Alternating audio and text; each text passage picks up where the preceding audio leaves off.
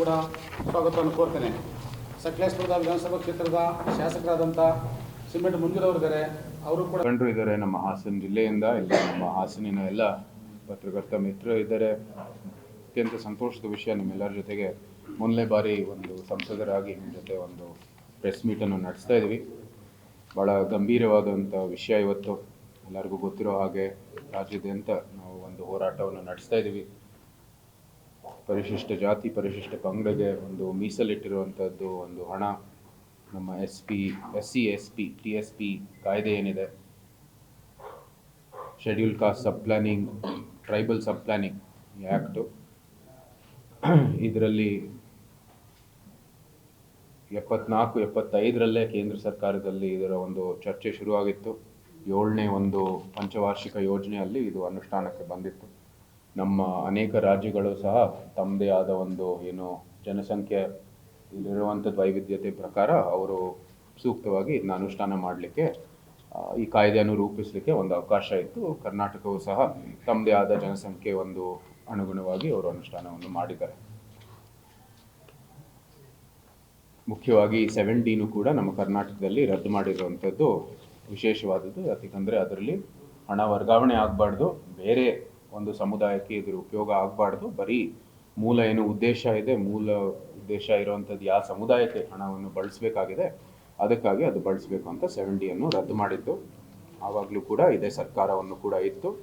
ಭಾಳ ಹೊಗಳ್ತಾ ಇರ್ತಾರೆ, ಈ ಒಂದು ಒಳ್ಳೆ ಬೆಳವಣಿಗೆ ಆಗಿತ್ತು ನಮ್ಮ ರಾಜ್ಯದಲ್ಲಿ ಅಂತ. 2023ರಲ್ಲಿ ಈ ಕಾಂಗ್ರೆಸ್ ಸರ್ಕಾರ ಅಧಿಕಾರಕ್ಕೆ ಬಂದಿತ್ತು.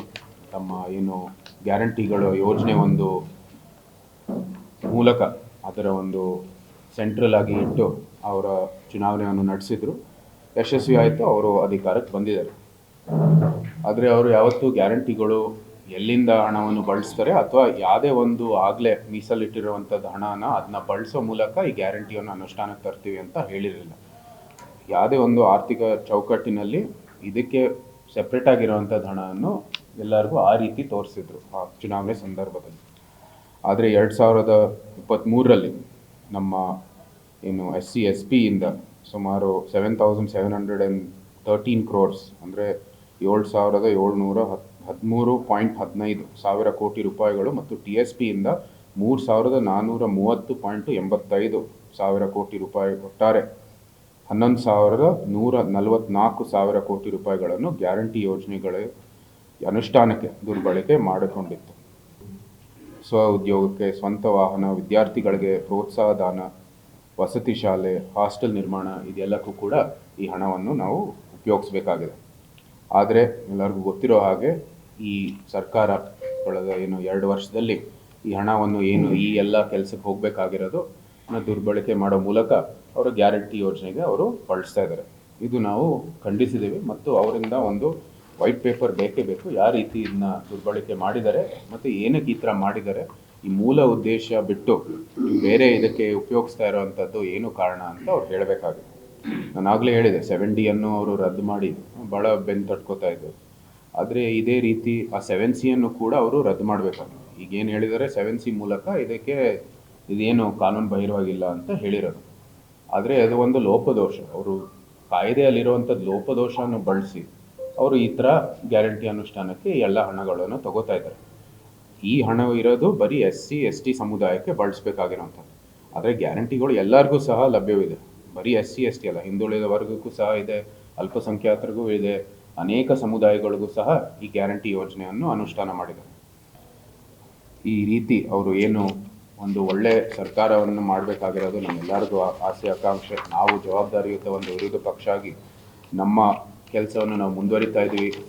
ದಲಿತರ ಪರವಾಗಿ, ನಮ್ಮ ಪರಿಶಿಷ್ಟ ಪಂಗಡಗಳ ಪರವಾಗಿ ಯಾವತ್ತೂ ಸಹ ನಿಂತಿರುವಂಥದ್ದು ಭಾರತೀಯ ಜನತಾ ಪಾರ್ಟಿ.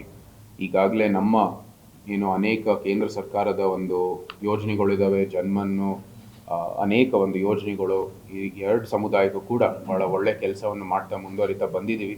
ಇದೇ ರೀತಿಯೂ ಕೂಡ ರಾಜ್ಯ ಸರ್ಕಾರ ಕೆಲಸ ಮಾಡಬೇಕಂತ ನಮ್ಮೆಲ್ಲರ ಆಸೆ ಆಕಾಂಕ್ಷೆ. ಆದರೆ ಇವರು ತಮ್ಮ ಹಣಕಾಸಿನ ಯೋಜನೆಯನ್ನು ಯಾವ ಚೌಕಟ್ಟಿನಲ್ಲಿ ಅದನ್ನ ರೂಪಿಸಬೇಕು ಅಂತ ಒಂದು ಯೋಗ್ಯತೆ ಇಲ್ಲದೆ ಇರೋ ಕಾರಣಕ್ಕಾಗಿ ಇಂಥ ಒಂದು ಹಣದ ದುರ್ಬಳಕೆ ಮಾಡುವಂಥದ್ದು ಮೂಲಕ ಈ ಗ್ಯಾರಂಟಿ ಅನುಷ್ಠಾನಕ್ಕೆ ಅವರು ಮುಂದುವರಿತಾ ಹೋಗ್ತಾ ಇದ್ದಾರೆ.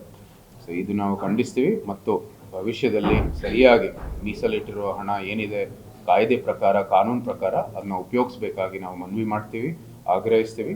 ಮತ್ತು ಈ ಭವಿಷ್ಯದಲ್ಲೂ ಸಹ ಇದನ್ನ ಸರಿಪಡಿಸುವ ಮೂಲಕ ನಮ್ಮ ಕರ್ನಾಟಕದ ಸಮಸ್ತ ಕನ್ನಡಿಗರಿಗೆ ಒಂದು ಒಳ್ಳೆ ಭವಿಷ್ಯ ರೂಪಿಸೋದಕ್ಕೆ ಅವರು ಒಂದು ಕೆಲಸ ಮಾಡಲಿ ಅಂತ ನಾವು ಆಗ್ರಹಿಸ್ತೀವಿ. ರದ್ದು ಮಾಡಿದ್ರು ಡಿನ ಒಳ್ಳೇದು, ಸ್ವಾಗತ ಮಾಡ್ತೀವಿ. ಯಾಕೆಂದರೆ ಅದು 7D ಇರೋದು ಮೂಲ ಸೌಕರ್ಯ ಇದೆ, 7C ಇರೋದು ಶಿಕ್ಷಣ, ಅವರ ವಸತಿ ನಿಲಯ ಇತ್ಯಾದಿ, ಅಂದರೆ ಬೇರೆ ಮೂಲ ಸೌಕರ್ಯ ಬಿಟ್ಟು ಬೇರೆ ಎಲ್ಲ ಯೋಜನೆಗಳಿಗೆ 7Cಯಲ್ಲಿ ಇರೋದು.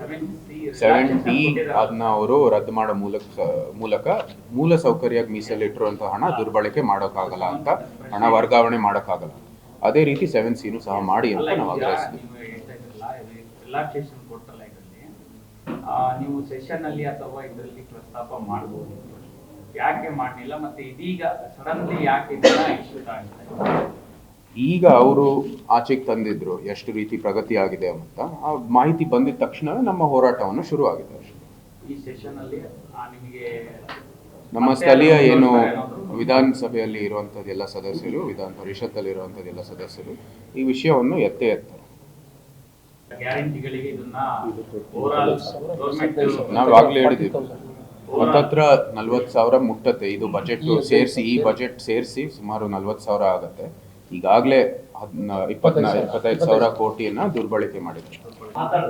ನಾನು ಮಾತಾಡಿದ್ದೀನಲ್ಲ, ದಯವಿಟ್ಟು ಒಂದು ಸ್ವಲ್ಪ ನಮ್ಮ ಭಾಷಣ ಏನು ಮಾತಾಡಿದ್ದೀವಿ ಕೇಂದ್ರದಲ್ಲಿ ನೀವು ಗಮನಿಸಬೇಕಾಗಿದೆ.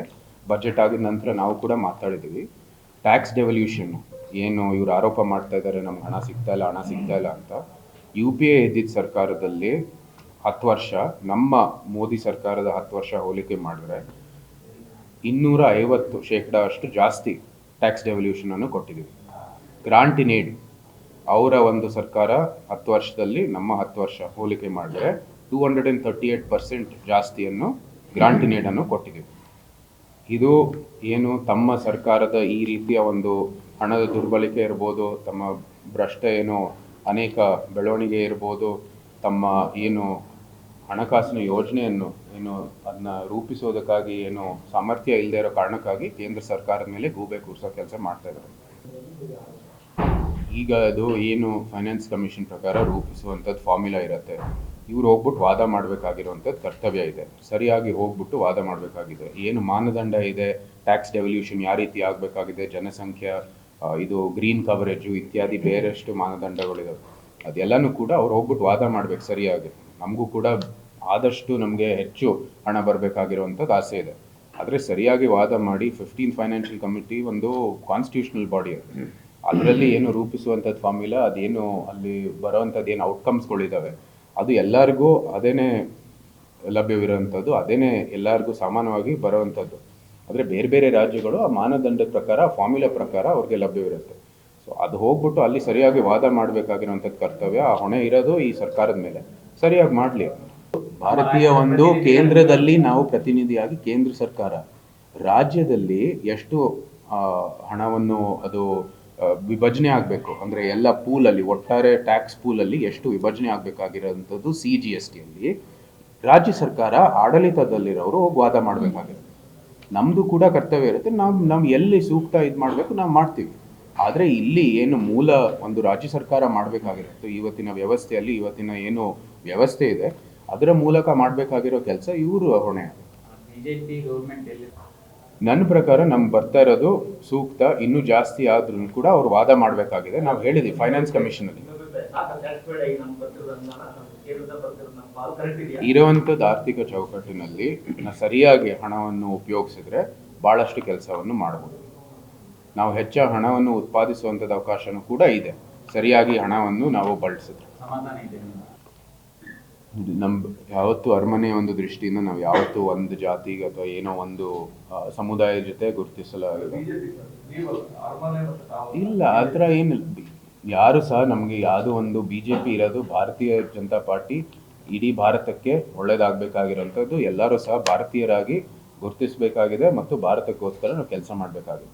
ಆ ದೃಷ್ಟಿಯಲ್ಲಿ ಎಲ್ಲರೂ ಸಹ ಇಲ್ಲಿ ಬೇರೆ ಬೇರೆ ಸಮುದಾಯದಿಂದ ಬಂದಿರ್ಬೋದು, ಆದರೂ ಸಹ ನಮ್ಮ ಗುರಿ ಒಂದೇನೆ, ನಾವೆಲ್ಲರೂ ಭಾರತೀಯರಾಗಿ ಭಾರತಕ್ಕೋಸ್ಕರ ಕೆಲಸ ಮಾಡಬೇಕಾಗಿದೆ.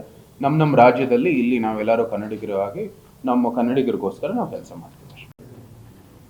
ನೋಡಿ, ರಾಜ್ಯ ಸರ್ಕಾರ ತಮ್ಮದೇ ಆದ ನಿಲುವನ್ನು ಏನು ಮಾಡಿದಾರೋ ಇಲ್ವೋ ನನಗೆ ಇನ್ನೂ ಮಾಹಿತಿ ಇಲ್ಲ. ಆದರೆ ನನಗೆ ಭಾಳ ಸ್ಪಷ್ಟವಾಗಿದೆ, ಮೀಸಲಾತಿ ಏನಿದೆ ಜನಸಂಖ್ಯೆಯ ಒಂದು ಆಧಾರ ಮೇಲೆ ಮತ್ತು ಆ ಸಮುದಾಯ ಎಷ್ಟು ಅವ್ರಿಗೆ ಹಿನ್ನಡೆ ಆಗಿದೆ ಇತಿಹಾಸದಲ್ಲಿ ಅಥವಾ ಎಷ್ಟು ಅವ್ರಿಗೆ ಇದರಿಂದ ಲಾಭ ಆಗ್ಬೋದು ಮೀಸಲಾತಿಯ ಒಂದು ಮೂಲಕ, ಅದರ ಪ್ರಕಾರ ಅದನ್ನ ರೂಪಿಸಬೇಕಾಗಿದೆ. ಈ ಒಂದು ವ್ಯವಸ್ಥೆಯಲ್ಲೇ ಮಾಡಬೇಕಾಗಿದೆ. ಅದು ಸೈಂಟಿಫಿಕ್ ಆಗಿ ನಡಬೇಕಾಗಿರುವಂಥದ್ದು. ವೈಜ್ಞಾನಿಕವಾಗಿ ಮಾಡಿದ್ರೆ ನಮ್ಗೆ ಯಾರಿಗೂ ಏನೂ ಸಮಸ್ಯೆ ಇಲ್ಲ. ವಿರೋಧ ಪಕ್ಷ ಆಗಿ ನಮಗೇನು ಕೆಲಸ ಇಲ್ಲ. ಅವರ ಮುಖ್ಯಮಂತ್ರಿಗಳ ಕುರ್ಚಿಗಾಗಿ ಅವರು ವಾದ ಸಂವಾದವನ್ನು ನಡೆಸ್ತಾ ಇರೋದು. ಅವರು ಮಾಡಬೇಕಾಗಿರೋಂಥದ್ದು ಕೆಲಸ ಒಳ್ಳೆ ಆಡಳಿತ ಕೊಡೋದ್ರಲ್ಲಿ.